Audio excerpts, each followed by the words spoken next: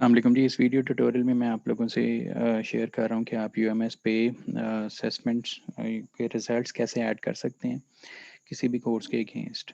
इसके लिए आपको यहाँ पे लेफ़्ट साइड पे असेसमेंट का टैब मिलता है। असेसमेंट के टैब में आपके पास दो सब मेन्यू हैं।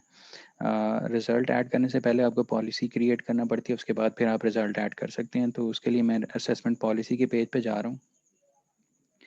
असेसमेंट पॉलिसी के पेज पर इन गिवन सेशन आप सेक्शन सेलेक्ट करते हैं या कोर्स सेलेक्ट करते हैं जो जिसके अगेंस्ट आपने पॉलिसी क्रिएट करनी है। मैंने ऑलरेडी कुछ असेसमेंट्स को वेटेज असाइन किया हुआ है। फॉर एग्जांपल यहाँ पे आपको असाइनमेंट के अगेंस्ट वेटेज नज़र आ रहा है जी 10%। इसी तरह अगर आप जो लिस्टेड असाइनमेंट या असेसमेंट टाइप्स हैं उनके अगेंस्ट आप उनको वेटेज असाइन कर सकते हैं। यहाँ पे फाइनल टर्म एग्ज़ाम को 40% वेट असाइंड है ऑलरेडी। ये मैंने यहाँ पर जो आपका असेसमेंट वेटेज का सेल है इस पर आप डबल क्लिक करके यहाँ पे वैल्यू ऐड करके इसको सेव कर सकते हैं। तो मैंने इस तरह से ये खुद से वैल्यूज़ ऐड की हैं, वरना ये ज़ीरो आ रही होती हैं या 0% वेटेज असाइंड होता है बाय डिफ़ॉल्ट। तो आप अपनी मर्ज़ी की असेसमेंट टाइप के अगेंस्ट उसको वेटेज असाइन कर सकते हैं।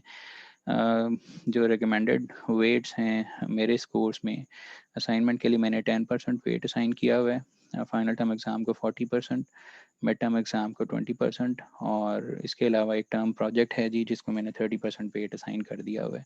तो ये टोटल 100% वेट मैंने इसको कर दिया और जनरली 100% या 100 मार्क्स का ही आपका कोर्स होता है। इसके बाद आप असेसमेंट रिज़ल्ट के टैब पर जाके कोर्स सेलेक्ट करें जिसमें आपने रिज़ल्ट ऐड करना है। असेसमेंट सेलेक्ट करें, असेसमेंट टाइप फॉर एग्जांपल मुझे असाइनमेंट्स के मार्क्स ऐड करने तो मैं असाइनमेंट सेलेक्ट कर रहा हूँ। ऐड असेसमेंट पे क्लिक करें। उसके बाद आप जो असेसमेंट जिसके आप मार्क्स ऐड करने जा रहे हैं उसको आप कोड असाइन कर दें। For example assignments maximum marks 10 और ये 100% वेटेज है। फॉर एग्जांपल अगर आप एक से ज़्यादा असाइनमेंट्स दे रहे हैं तो आप अपनी मर्ज़ी का ये weightage with in, for example अगर आप 2 असाइनमेंट्स दे रहे हैं और दोनों असाइनमेंट्स की वेटेज जो है वो 50-50% है टोटल असाइनमेंट का, 50% फर्स्ट असाइनमेंट और 50% सेकेंड असाइनमेंट, तो आप यहाँ पे 50% लिख सकते हैं। उससे ये होता है कि अगर आप दो या दो से ज़्यादा असाइनमेंट्स आपने दी हुई हैं, आपको उतनी ही असाइनमेंट्स यहाँ पे ऐड करनी है और फिर उनके अगेंस्ट आप डाटा एंट्री करते हैं या मार्क्स एंटर करते हैं। फ़िलहाल मैं एक ही असाइनमेंट ऐड कर रहा हूँ इस असाइनमेंट असेसमेंट टाइप के अंडर और मैंने इसको 100% वेटेज असाइन कर दी है। कोई डेट आप सिलेक्ट कर लें। जनरली अगर आप ये टाइम के साथ ही करते हैं तो एग्जैक्ट डेट आप एंटर करना चाहते हैं तो एग्जैक्ट डेट एंटर कर सकते हैं और ऐड एग्ज़ाम पे आप क्लिक कर दें तो आपके पास ये एक असेसमेंट ऐड हो गई है असाइनमेंट के असेसमेंट के अंदर।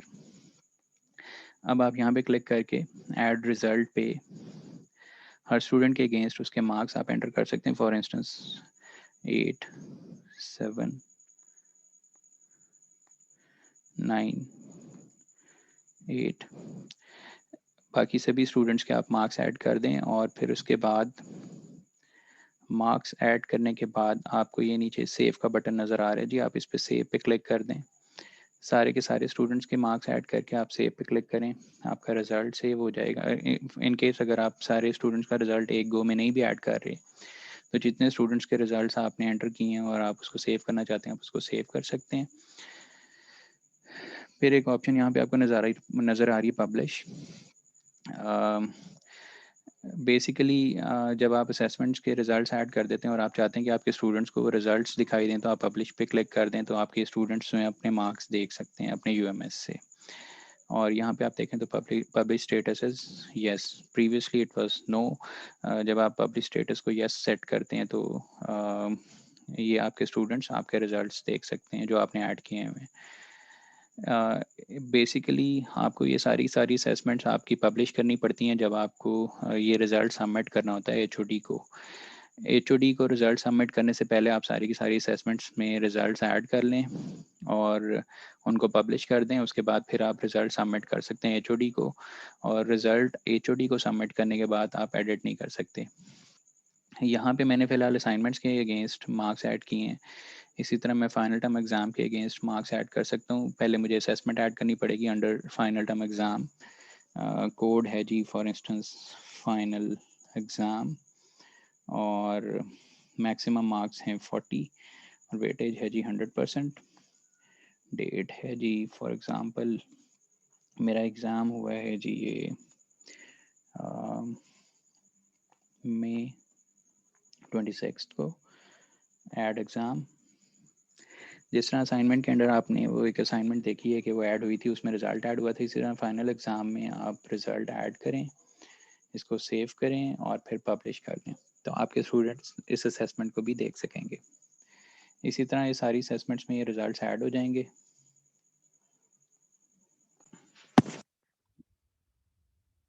मैंने मेरी एक्चुअल असेसमेंट्स के रिज़ल्ट्स मेरे इस कोर्स के अगेंस्ट मैंने जो असेसमेंट्स मैंने क्रिएट की थी उनमें मैंने ऐड कर लिए हुए हैं।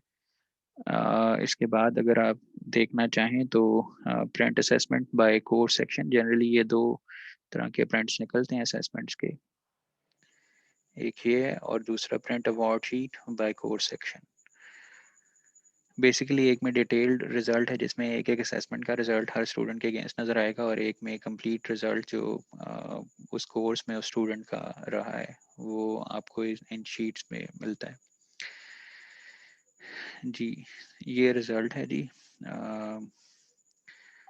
जिसमें आपको आपकी हर एक असेसमेंट का रिज़ल्ट हर स्टूडेंट के अगेंस्ट आपको नज़र आ रहा है, और फिर ये वो कंप्लीट रिज़ल्ट है जिसमें आपको टोटल मार्क्स और ग्रेड पता चल रहे हैं जो स्टूडेंट्स को मिले हैं। तो आप समरी यहाँ पर देख सकते हैं, और इसके बाद फिर अगर आपने अपने रिज़ल्ट में कोई चेंजेस नहीं करने तो आप सबमिट टू एचओडी कर देते हैं। ये मैंने पहले भी बता दिया कि आपको सबमिट टू एचओडी करने से पहले सारे के सारे रिजल्ट्स अपने पब्लिश करने होते हैं। अगर आप पब्लिश नहीं भी करते तो ये सिस्टम आपको अलाउ नहीं करता कि आप सबमिट टू एचओडी कर सकें। अगर आप पब्लिश किए बगैर कोई असेसमेंट पब्लिश किए बगैर इसको सबमिट करने की कोशिश करेंगे तो ये आपको बता देगा कि जी आपकी असेसमेंट सारी की सारी पब्लिश्ड नहीं है। मेरी सारी असाइनमेंट्स हैं वो पब्लिश्ड हैं। फॉर इंस्टेंस ये एक प्रोजेक्ट की असेसमेंट है, ये पब्लिश्ड है, इसका स्टेटस आपको यस नज़र आ रहा है। असाइनमेंट मैंने आपके सामने इसको पब्लिश किया था जी, ये इसका स्टेटस भी यस है। और फाइनल टर्म एग्ज़ाम है, फाइनल टर्म एग्ज़ाम का भी स्टेटस यस है।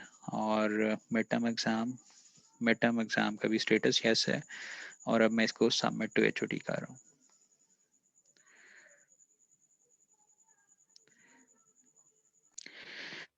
तो सबमिशन के बाद आप देख सकते हैं सबमिट टू एचओडी के बाद अब आपको यहाँ पे टैब्स जो हैं वो लिमिटेड नज़र आ रहे हैं। आप कोई और नई असेसमेंट ऐड नहीं कर सकते और इवन रिजल्ट्स को आप एडिट नहीं कर सकते। आप रिजल्ट्स देख सकते हैं, आपके स्टूडेंट्स अपने रिजल्ट्स देख सकते हैं, लेकिन आप लोग एडिट नहीं कर सकते जी। Thank you very much ji.